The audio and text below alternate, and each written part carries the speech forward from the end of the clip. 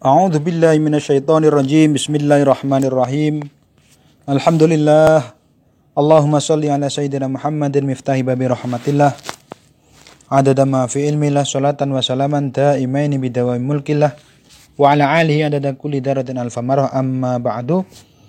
Kita akan memulai lagi ngaji tentang masalah malamatiyah.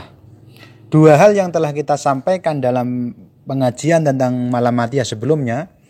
Yang pertama yaitu pendapat Al-Hujwiri yang melihat malamatiyah sebagai jalan yang ditempuh oleh para sufi, yaitu jalan celaan.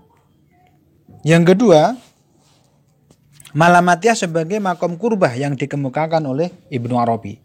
Ada satu lagi kitab yang dirujuk oleh berbagai kalangan yang menelaah tasawuf, tarekat dan para sufi adalah kitab Nafahatul Uns min Hadratil Quds yang ditulis oleh mursyid tarekat Naqsabandiyah di abad pertengahan, yaitu Maulana Abdurrahman Jami, yang merupakan mursyid salah satu yang terkenal di kalangan Naqsabandiyah, menjadi mata rantai di kalangan Naqsabandiyah yang diantara beberapa muridnya tersebar di Afghanistan yang sekarang ya, negara sekarang, terus sebagian di Kashgar dan beberapa tempat yang lain.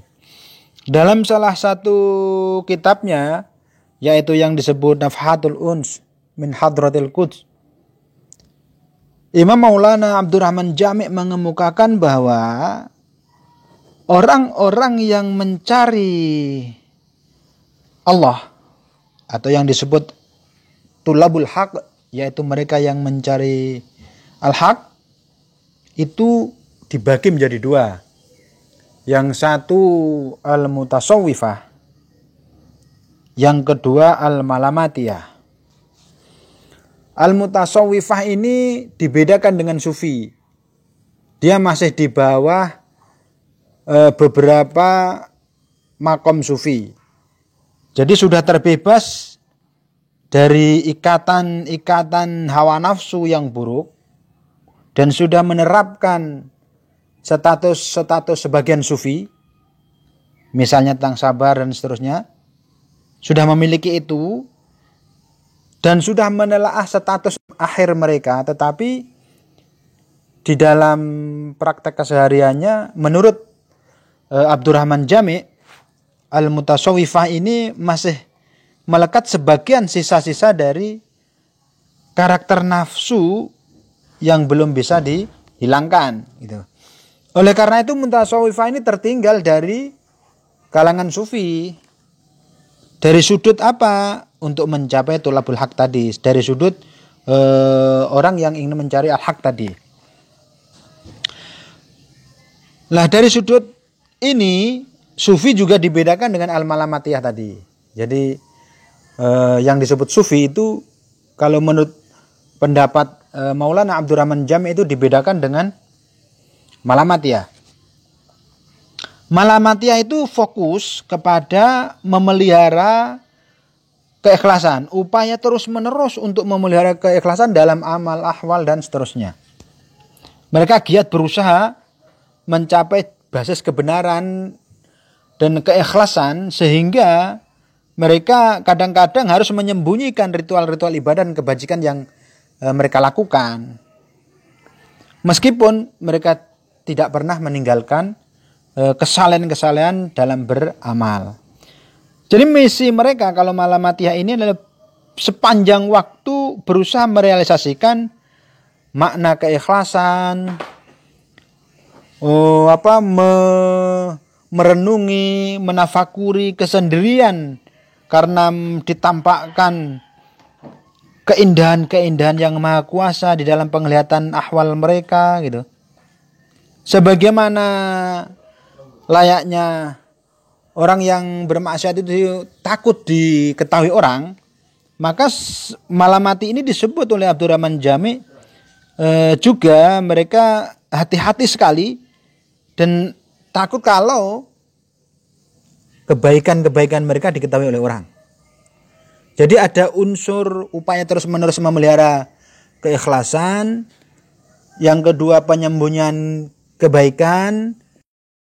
Bagaimana dilihat oleh Maulana Abdurrahman Jami, ternyata Malamatiyah dilihat oleh Maulana Abdurrahman Jami ini berbeda dengan Sufi gitu. Nah, meskipun mereka ini yaitu Al-Malamatiyah telah memiliki kemuliaan eksistensi dan memiliki kebaikan dalam ahwal yang diterima dari Allah, tetapi tabir yang menutup mereka sepenuhnya belum bisa terungkap gitu. Apa yang belum terungkap itu?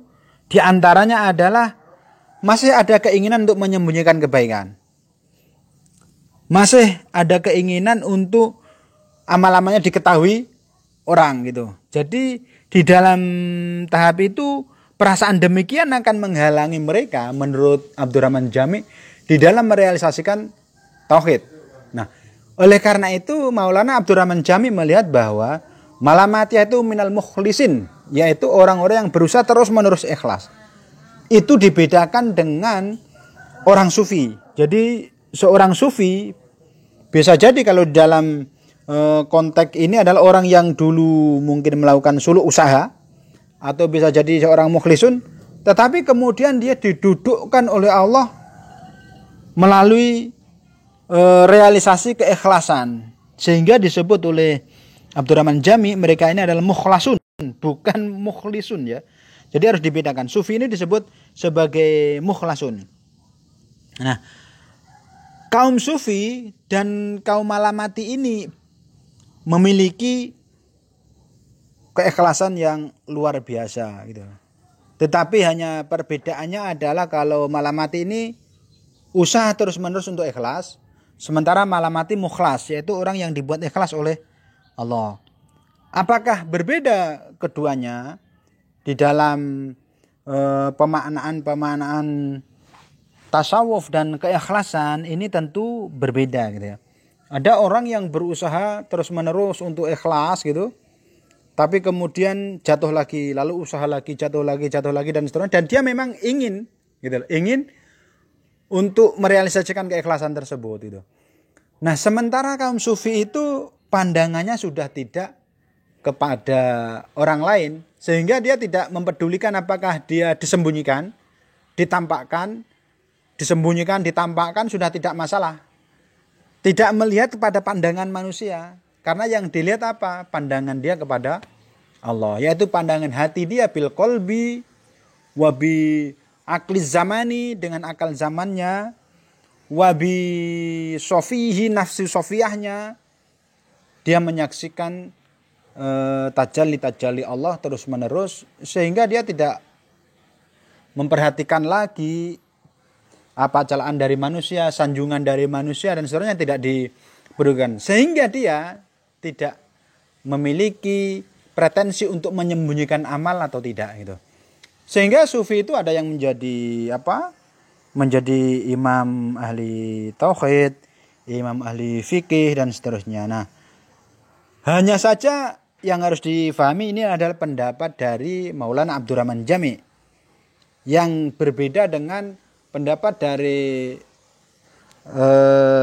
Ibnu Arabi yang kita sebutkan kemarin, bahwa Ibnu Arabi menyebut Malamatiyah itu atau Al-Malamiyah itu makom kurbah, aqsa darajat gitu, aqsa darajat. Tapi bagi Maulana Jami yang disebut Malamatiyah itu orang yang baru berusaha mencapai keikhlasan, meskipun sudah mampu menerapkan sebagian status sufi, tapi dia masih merasa risih kalau dilihat oleh manusia, misalnya amal-amal kebaikannya. Nah, mungkin ini yang bisa saya sampaikan.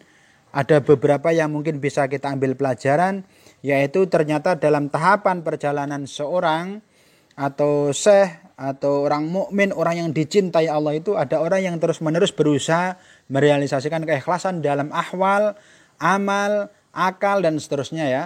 Dan ada orang yang memang didudukkan oleh Allah ketika dia bahkan tidak ingin untuk ke sana, lalu dibuat ahwalnya itu oleh Allah menjadi bisa ke sana, dan dia didudukkan dengan keikhlasan. Nah, Abdurrahman Jami melihat bahwa sufi adalah orang yang didudukkan oleh Allah dengan keikhlasan, sehingga dia disebut mukhlasun, yang dibuat ikhlas, Sehingga berbeda dengan malamatiyah yang disebut merealisasikan terus-menerus untuk bisa ikhlas yang disebut dengan al-mukhlisun. Baik al-mukhlisun ataupun al-mukhlasun yang berupaya untuk merealisasikan keikhlasan di dalam malamatiyah dan bermakom ikhlas karena didudukkan oleh Allah dalam sufi, semuanya adalah suatu makom yang baik sekali.